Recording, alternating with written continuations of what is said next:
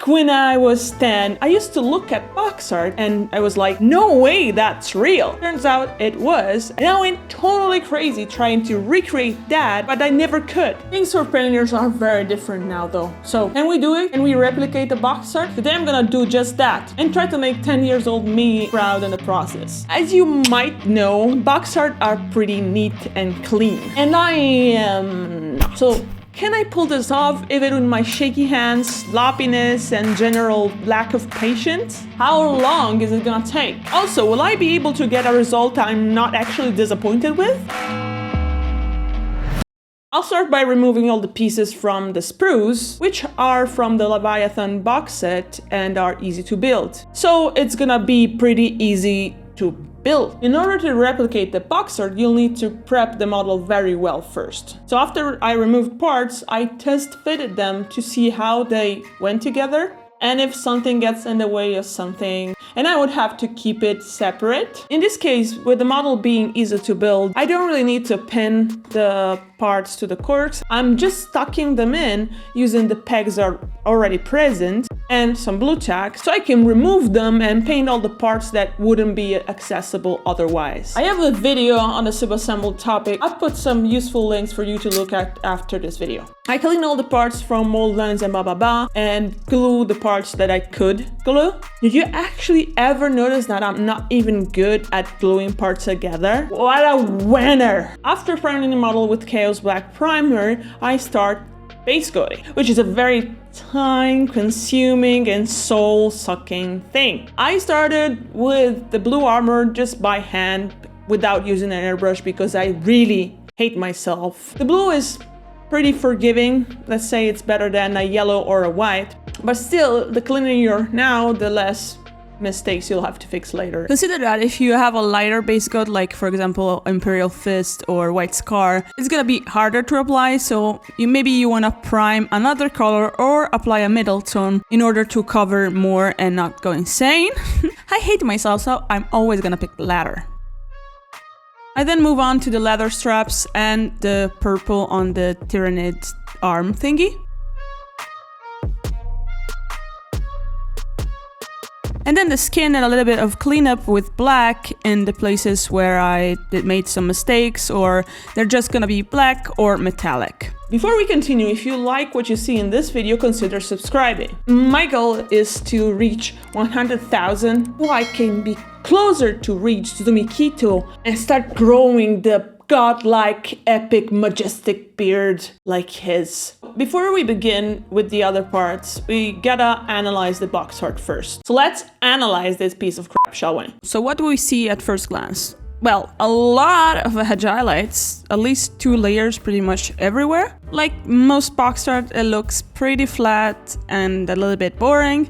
There is a little bit of weathering here and there, but I don't think I'm gonna do that because I don't like it. I don't wanna really color match everything and match everything perfectly, just the feel of it. We have some pretty perfectly painted eyes, which are terrifying. There's also a little bit of texture on the leather straps as well. That's pretty interesting. And another interesting thing is that if you look here, that's slightly darker, and I am pretty sure that's not Null Oil. That's not a shade wash or anything. I think it's glazing. Glazing with black, and I think they're glazing with Calgar blue as well, although in a slightly sloppy way, which that's my kind of thing. Like I said, I don't want to match 100% the color present in the box art itself. I will take some creative liberties. The important thing is that it still looks like a GW heavy metal team box art. Before I end day 1, I need to go back and fix some mistakes on the base coats and do some reset shading to separate the various parts. There are 3 key points to painting a box art. Number 1 is hand skills. In order to do this, you will need to hedge highlight everything. Number 2 is patience. You gotta go slow, thin your paint more than you think you need to, fix every little mistake and stay focused 100% throughout the whole miniature. All things I'm super good at, right? And number 3 is technique, which might actually be the only fun part. So it's not just about brush control and patience, it's also about the knowledge of the technique you're going to implement to actually replicate that thing. Okay, it's now day 2 and we can get to the actual fun part. Head highlighting everything, yay! At the beginning I wasn't really worried about this. Actually I was kind of pretty excited of doing this. But let me tell you something, that feeling did not last. Please note, this is a very lengthy process. The footage you're looking at did speed up. I went really slow, usually I'm such a fast painter. But this time, there is no way out of this. There is no shortcut. You gotta go slow. But before we do this, have you noticed something weird about me today? Anything? Look closer. Look closer. Closer! Too close, you pervert! I am indeed wearing Into the AM. Your favorite Italian super cringe chicken nuggets is wearing this luscious shirt. And even before they reached out, I was pretty amazed by the designs. I don't know what's up with the astronaut thing, but I like it. These graphic tees are handcrafted with cares and it really shows. I also picked up this other one, which is pretty cool. So what are you waiting for? Visit the link in my description to get 10% off. And also from June 19 to 25, there is a 40 to 80% clearance sale and you can stack up those discount code with mine. Back to my favorite activity. Here the key is to find the right consistency and to have a good tool. Which means that if you want to paint like this, you gotta invest in a good, very well pointed brush and take care of it if you don't want to waste your money. Also, the paint needs to flow well from the brush. Also, if you have shaky hands like mine, you should keep in mind these 2 things. Number 1 is brushstroke always downwards, which means that sometimes you will have to rotate the figure in order to keep that downwards brushstroke. This type of brushstroke is naturally more comfortable and it will help you with the shakiness. And number 2 is find a comfortable position, which means resting your 2 last fingers against something, which can be the model itself.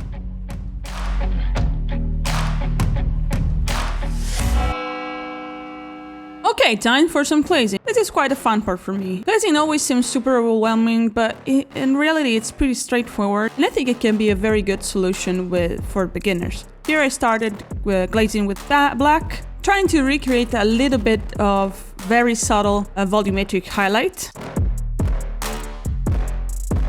This is a good time as any to go back a little bit and fix some mistakes. With my base color, I thin down some of the hedge highlights and perfect other hedge highlights with Calgar Blue. Like I mentioned previously, there is also a bit of a generic volumetric highlight done with Calgar Blue. This is very subtle and kind of sloppy, and it's gonna be barely visible.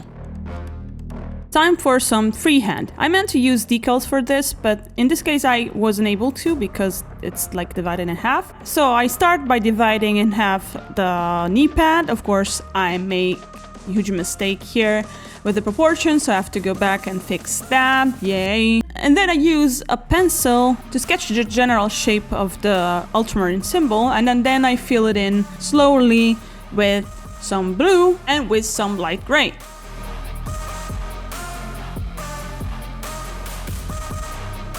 And then proceeded with a second layer of Agilite using Cartesian gray. I'm gonna apply this sparingly on the most exposed areas, aka the areas facing up towards the light. Here in particular, I was feeling that Citadel paint was fighting me a bit, not allowing me to thin the paint down to a point that still flowed but also having covering power. I ended up with thicker lines for that, but yeah, whatever. I then moved on to the black and brown leather things and the thingies between the joints. On the brown leather I also glazed a little bit in order to create a little bit of texture and interesting pattern, which is visible in the box art.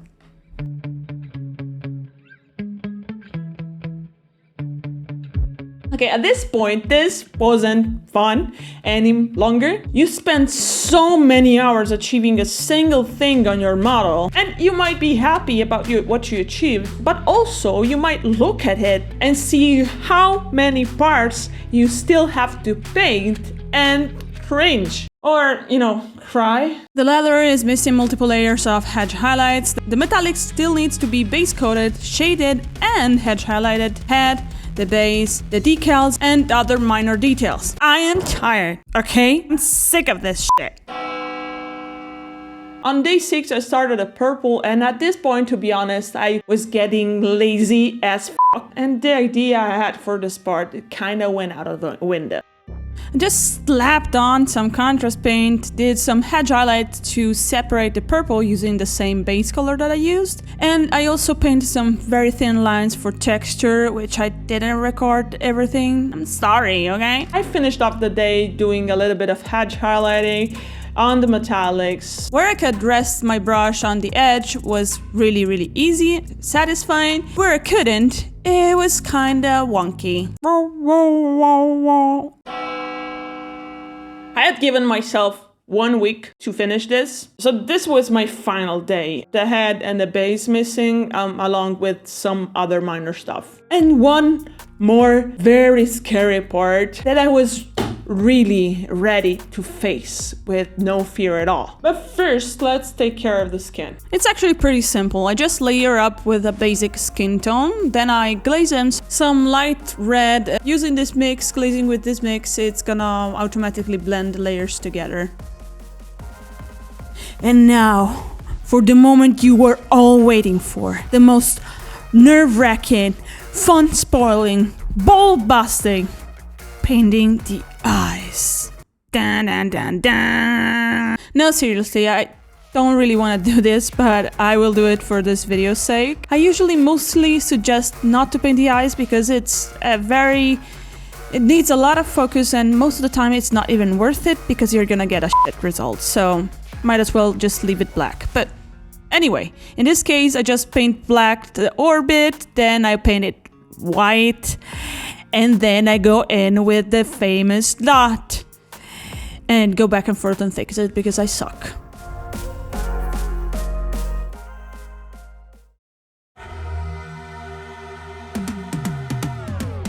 So this is the result. What do you guys think?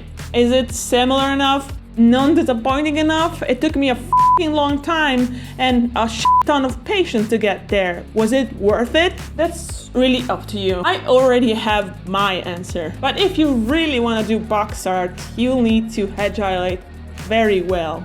And I have this video here. It has some tips. Also, it will expand a little bit your horizon about the techniques. So go watch that. If you want to see other box art painted like a box art, write a comment down below. And maybe the algorithm god will hate me enough to make me do this again. Thank you.